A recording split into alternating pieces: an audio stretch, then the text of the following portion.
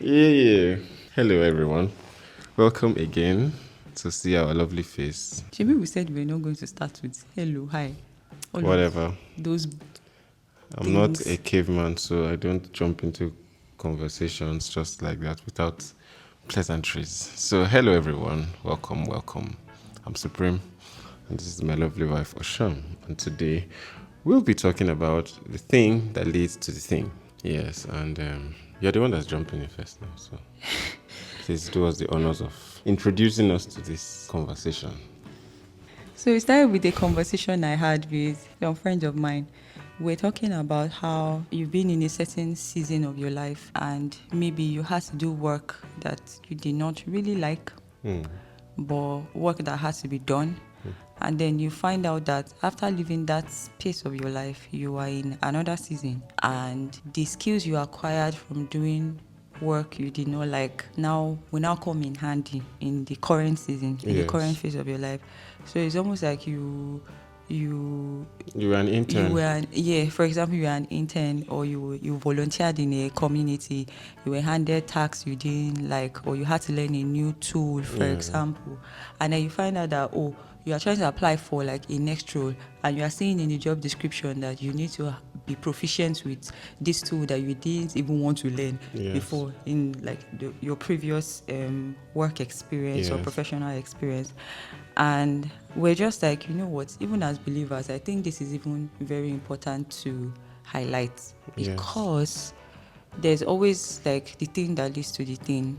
Our lives aren't just a set of random occurrences. No. God is very intentional Intentional. about our lives. If scripture says, I know the thoughts that I think towards you, thoughts of peace and not of evil, there's a way that God thinks about us. So our lives aren't just like random Pieces of puzzle puzzle. pieces Yeah. just being placed anywhere, right? It's like God leading us precept Upon upon precept. precept, block by block, one thing leading to the next thing, leading to the next thing. Yes. So have you seen such occurrences play out in your life? Yeah, definitely.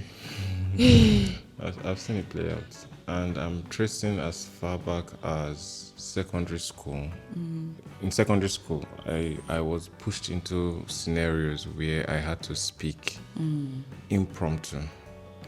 So you assign somebody to maybe speak on the assembly ground, and the person would come late. Either the person would come late or the person would be absent. It happened back to back, and impromptu, I would have to be the one to go there and save the day. Yeah. So that kind of thing happened, and then fast forward to when I got into the university, and I was also in places where I had to speak. I had to lead people. Apart from that, there are other things that I didn't. Of course, speaking was a hassle. It was a big hassle. But then, apart from that, you had to speak up for people because you were Yeah. leading people. Yeah. Yes, so it came naturally to me. Then I had to learn PowerPoint to prepare slides Yeah. and all that. Then I finished school, all these documents I dealt with. Then had to get into NYSC. And during NYSC, I was then introduced to Excel. Oh God. Excel was. I hated Excel. So, I went to computer school after secondary school. In all my learning of data processing and Microsoft Word and all that stuff, I didn't like Excel. Anytime I got into Excel, it was a strange place to me. Yes. But then during NYSC, I was doing a lot of finance and stuff, so I had to learn it.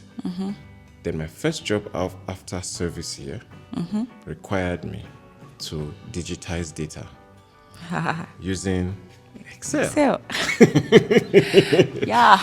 So you're saying Yeah, yeah, precept yeah. upon precept. And it was during that time trying to design some posters, and then somebody said, hey, try Canva, because I was doing Corel Draw then. The person said, try Canva. I think Canva will give you more happy designs, more bright designs. And so I was like, okay, let me try. That's how I learned Canva. And then my job afterwards, I learned how to use Canva, plus my writing and all that. So if I just trace and trace, there are a lot more precept upon precept upon precept. Just keep building and building it such that you see that if you tried to escape, you tried to play smart in the previous season, you would face it in the next one. Yeah. And you probably would be found lacking, and you would have to repeat The class. that class again. This is the thought that has been in my mind for years, where if you fail a lesson at life, you would keep repeating it until you finally pass it. In fact, you don't even have to be a believer to go through that kind of thing. It's what it is. It's for human beings, it's what it is. Like, I don't care how you think that your life is advancing, how you think your life is progressing. If you fail a lesson at life, you would come to that point where you know that is this shortcut that I did that's costing me this. You'll be found lacking somewhere. You may have all the money, you may think you have the friends or the connections around you, but there will be that lack, there will be that gap there, that huge lacuna. Yeah. So that's, I just maybe to highlight that. Yeah. That's my own perspective. Yeah. For me, yeah, I've seen it time and time again. In fact, a thought that just occurred to me now was one where I didn't really devote myself fully to learning something in a certain phase. Okay. And I'm seeing now that I should have actually paid attention to that, because being here right now, I'm finding myself wanting to go back to say, I really need to learn how this works. But aside that, my first job out of school, finishing masters, I was searching, I was job hunting, and then I was like, you know what, maybe I should start like an editing type of side gig. Yes. So I opened an Instagram account, and then someone also recommended Canva to me as well. Like, have you seen Canva? And it was like, that next big thing, like, have you seen Canva? Making life easier than Corel Draw and all of that. So I was like, okay, let me check it out. So I started to use Canva for my Instagram designs. And then the job I applied for, they asked me, do you know how to use Canva? And it was almost like, I don't even have to tell you I do. Like, I can simply show you like this Instagram page I'd been building for a while. And they were like, you designed this yourself? I was like, yes, I did. And I think that was part of why like I like was able to get the job and all of that. So I'm like, what if I'd not been faithful with this thing at the time, even before the door for the job opened up? Right. And maybe it will now help us land on our final point, faithfulness. The issue of faithfulness. Because for the thing that leads to the thing too, for you to see like results, in knowing that there's always the thing that leads to the thing, it means that in a current season where you don't know how this season will link into the next, you are being so faithful with where you are. Right? Like, you had to learn Excel even when you did not like it. I had to learn WordPress. You had to learn WordPress. With my personal blog. And thinking about how that when my first writing job. Your first writing job. What proof do you have? I just took them to my WordPress blog. Yes. And that's true. Yeah. That also helped me, because I had like a personal WordPress blog. Not knowing that in my first job I would have to manage like the back end of a WordPress website. Yes. Wow. So it's and I mean, building on what you just said, which is faithfulness. I like to think about life in two ways, selfishly and selflessly. And if I'm to break down faithfulness, I'll break it down into those two: selfishness and selflessness. Now, the first part, let me talk on the selfish part. Many times when we are being asked to be faithful, we think that it is because of somebody else, or that it is going to benefit somebody else. But like most Nigerian mothers would say, you are doing yourself. Yes, because to be very frank, by being faithful, and what does it mean to be faithful? Just whatever it is that is in front of you. Do it well. You are doing it well. You are doing it up to expectation, up to par. If you call it international standard or whatever, commit to doing your best work, whatever it is, whether somebody's watching you Whether or not. You understand? And so, if you do that, excellence becomes your lifestyle. You are building that muscle of excellence. You are building that muscle of faithfulness. You are building that muscle of initiative, where I don't need supervision to do this. I can do good all by myself. You understand? And so, even when somebody is trying to bend you to do things haphazardly, you are not used to that. You understand what I'm saying? Yeah. You are not used to that kind of life. Yeah. You are used to doing your best work. Yeah. And so if they give you a deadline, for instance, and you are not able to deliver on the deadline, the person can see your progress and see where you are going and see that the finished work is going to be amazing. So They I'll can even give you grace. Yeah. You understand what I'm saying? Yeah. But personally, you are building that muscle of excellence, that lifestyle of excellence. So at some point, you will never be able to churn out work that is haphazard. That's the selfish part of it, of faithfulness. The more you give yourself to that excellence and you build skill and competence, the time that it takes to do that task, the task reduces. Yeah, eventually. Yes. As you progress. So it's still to your benefit. Yeah. You are contributing amazingly to things that are being done. Your name is going far and wide. You understand? You are doing amazing work. Well, you win.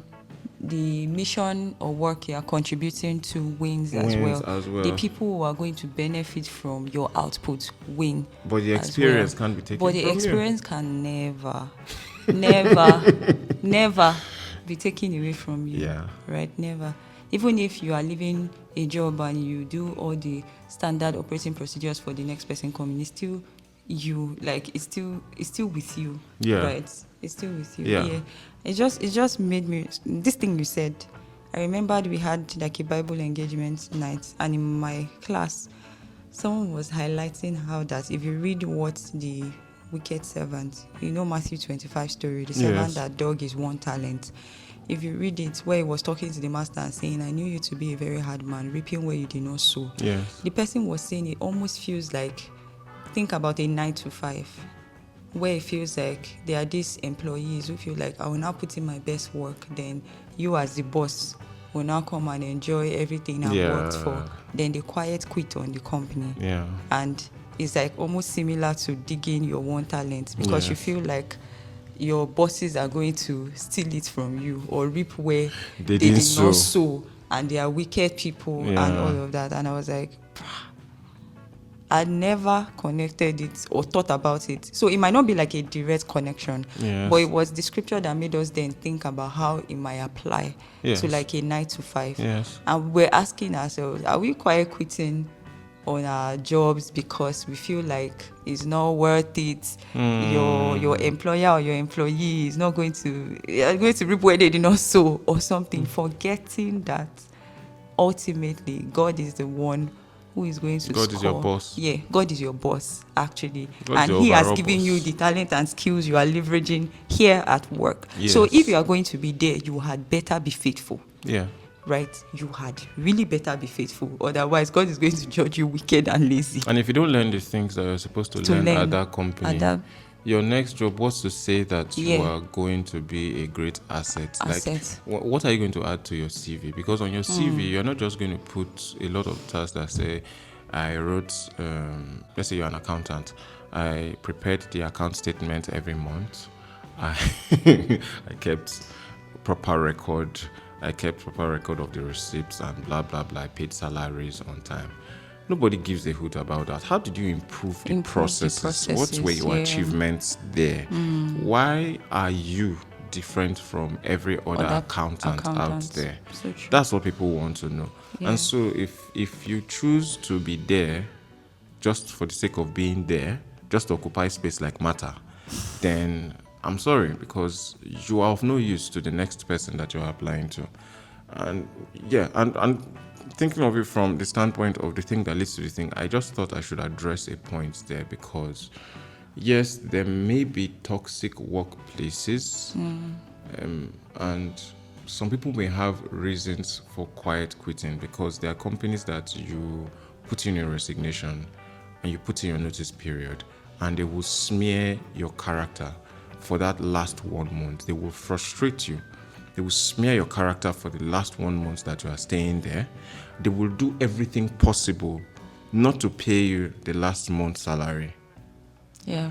So there are companies like that, and so toxic workplaces, those kind of things. My own advice for people like that is also do your work, you understand, and keep records. Yeah.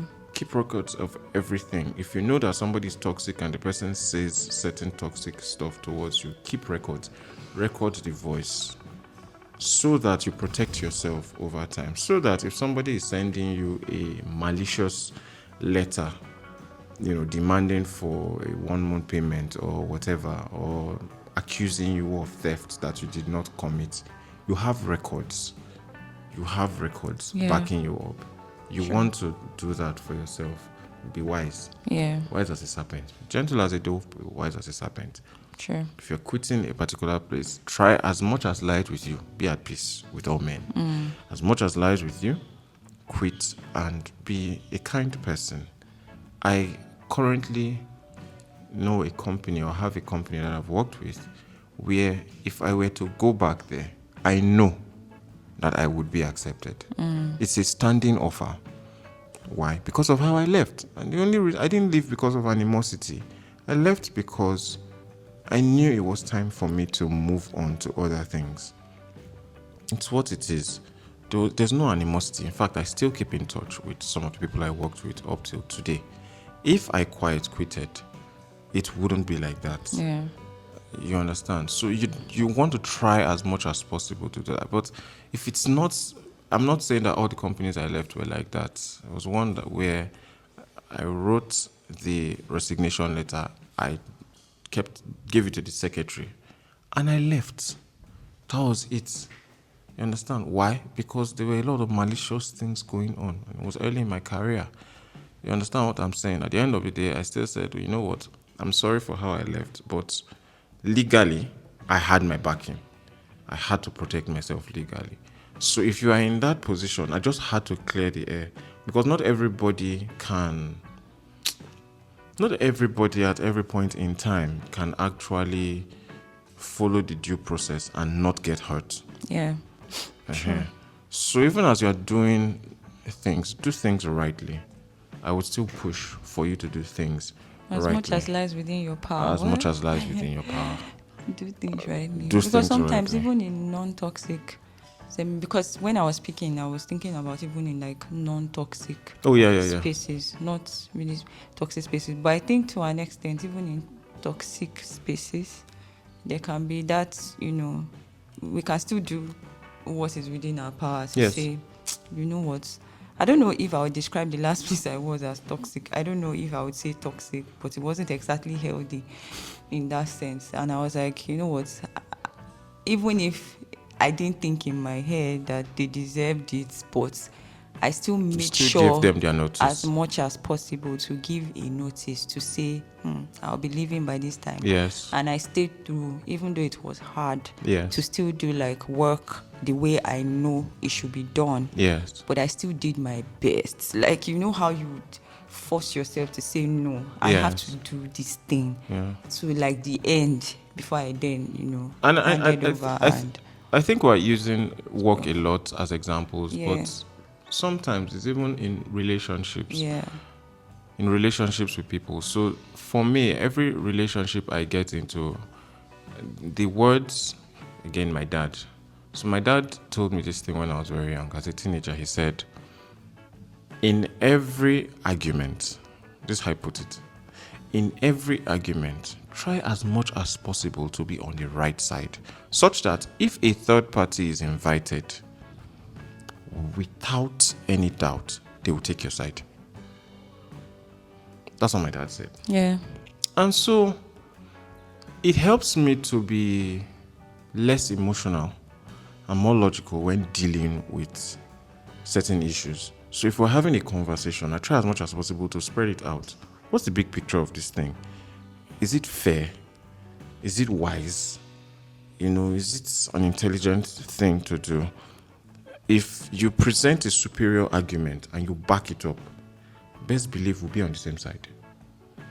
You understand? So I apply that to friendships where if I'm friends with you, I bring my best foot forward.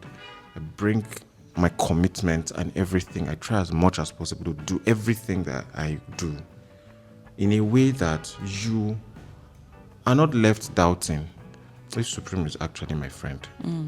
If Supreme actually cares about me, if Supreme actually wishes me well. You understand what I'm saying? It doesn't mean that the friendship will last forever. Some friendships are for seasons, some friendships are for a lifetime. Yeah. But if that friendship ends, we're still talking about the thing that leads to the thing. When that friendship ends, you would be shocked at how many people were looking from outside and were able to see that you were pouring water into a basket now. We knew. Do you understand? Yeah. And so you would be thinking that, I was doing all this and it was a waste. No, it was not a waste. People were watching. People were seeing. They knew that you were doing your best. We could see. We knew. We heard things. Do you understand what I'm saying? And so it's that thing of tomorrow, when God brings quality people around you, you've served. You've given your best self. You understand? And somehow you are now reaping what you have sown. Yeah. Even if it was not where you sowed at first. Yeah. And so it doesn't mean that you stop sowing anyway. Yeah. Because it now becomes you. You become a great person, an amazing friend, and all that. And so you are able to still give your best self, even in a new context, even with new friends. It's just that this time, even as you are sowing all your effort, your friendship, your amazingness, it's reaping, bountifully. Yeah. So even in friendships, work, skills, whatever, just be your best self. Just you be don't faithful. Be faithful. You don't know the thing that it's my wife that coined that thing, the thing that leads to the thing. I don't know where she heard it. I don't know. Yeah. Yeah, it was Bishop T.D. Jakes. Okay. It was a conversation Bishop T.D. Jakes had with Pastor Stephen Fortick. Oh, okay. That conversation, I will never forget it. It was like the thing that leads to the thing, and he just talk. The thing that leads to the thing. So it may not be what you are seeking. Yeah. It may not be the ultimate thing Yeah. that you are seeking, the ultimate goal, the ultimate that you are seeking, but it may be something that leads to where you ultimately want to be or need to be. Yeah. So, that's it. Thank you. I shall stop there. I remain supreme. And Osham. And if this has been of value to you, please let us know in the Comment comments. section. Please like, share, subscribe to our channel. Thank you so much. By the way, podcasts are now available Oh yeah. in audio format. So wherever you get your podcast, just search for Real Talk with OS. I would leave links in the description so that you can catch them wherever you listen to your podcast. Maybe you're driving and you don't want to watch, you can just listen. All right. So thank you. Thank you once again for watching. See you in the next one. Bye-bye. The idea for this started with a conversation I was having with pause. Stop it. Stop what? Am I doing that? Yes. Wow.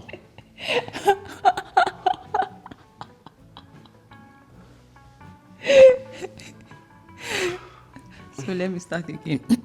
Okay. Fine, let's get a shit.